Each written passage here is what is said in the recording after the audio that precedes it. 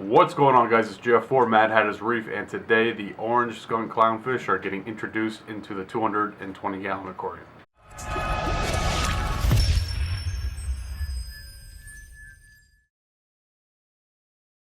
If you're new to Mad Hatter's Reef, this is where I talk about everything saltwater aquarium related and upload a new video every single week. So if you love saltwater aquariums like I do, hit the subscribe button. Doesn't cost a thing, I guarantee it. Alright guys, let's jump right into it. So what I was looking to do is I wanted to have an acclimation setup where I could just pull an inside container out, all the water come out of it, and then put the fish into the tank that way. Especially if I'm acclimating larger fish, something that was going to make it a little bit easier. So what I decided to go with was a 3-gallon bucket inside of a 5-gallon bucket, and I drilled out the bottom of the 3-gallon bucket, so when I pulled it out of the water, all of the water came out and the fish were still in the bucket. There is one thing that I have a problem with, which I'll talk to you a little bit about later in the video, but for the most part it worked pretty well. Originally what I was going for was one of those pond nets, but I couldn't find one small enough to fit inside a 5-gallon bucket, and for the cost it was about the same to go with the 3-gallon bucket. So I'm going to be drip acclimating the clownfish, and I'm going to be using a airline and a air valve to do that. And I've done a bunch of videos in the past about drip acclimation for fish and invertebrates, so if you want to check those out, the links will be in the description below.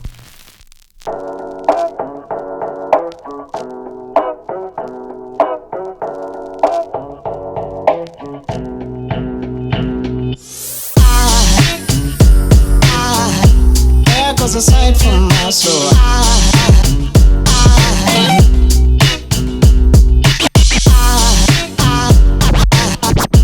there goes a sight, there goes a sight, now there goes a sight from my soul, there goes a sight from my soul,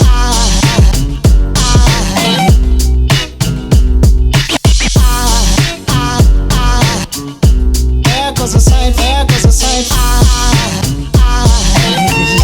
there goes a sight from my soul. I think a fall angel just walked by. I think a fall angel just walked by. I think a fall angel just walked by. I think a fall angel just walked by.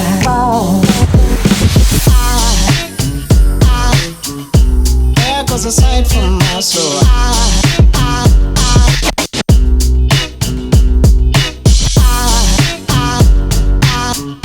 There goes a sight, there goes a sight. Now there goes a sight from my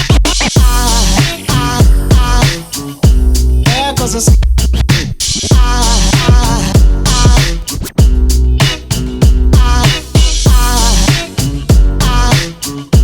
There goes a sight, there goes a sight. Now there goes a sight from my soul.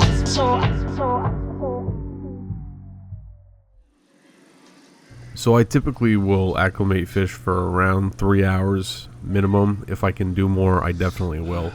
And when I'm acclimating, I try to be around when I'm doing it. It's not something I just start acclimating and then I leave the house or go do laundry or something else. So I'll do maintenance to the aquarium during this time, just so I'm there. If there's anything that goes wrong, that I can make the adjustments, fix what's happening, because things could go wrong, especially where you're pulling water from the top tank and putting it down into the bucket, where something might overflow, hit the floor. You don't know what's going to happen, so I try to be in the area while I'm acclimating the fish. These fish had been in quarantine for a total of 2 months, and that's a pretty long time to have fish in quarantine, but the goal of this tank is to not have any type of parasite enter the aquarium and have very healthy fish. During the quarantine process, I did realize that these clownfish had ick, and I treated them with copper. They have had no signs of ick for over 3 to 4 weeks, almost an entire month of being ick free. So at that point, I really felt that it was okay to get them into the display tank. And if you want to check out those videos, I do have them in the description below on how to set up a quarantine tank, as well as how to deal with ick and how to prevent ick. So those videos will be in the description below.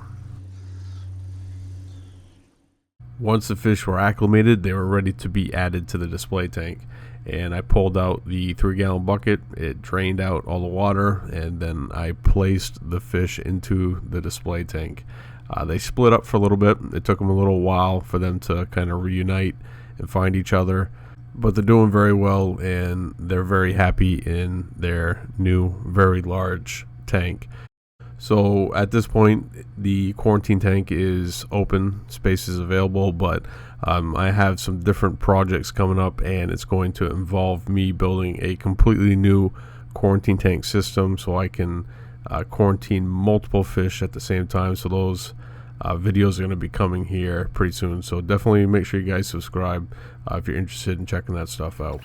One thing that I would change about this build is the way I drilled the bucket. I drilled down into the bucket, so what that did is it created some rough spots on the inside of the bucket, so it potentially could harm the fish. I think I'm going to figure out something with a sponge to make it softer for them so I don't harm them when I pull the bucket out of the water and drain all the water out. Other than that, it worked like a charm. Alright guys, that's going to do it for today's video. If you enjoyed this video, hit the thumbs up, and I'll see you guys next time right here with a brand new video.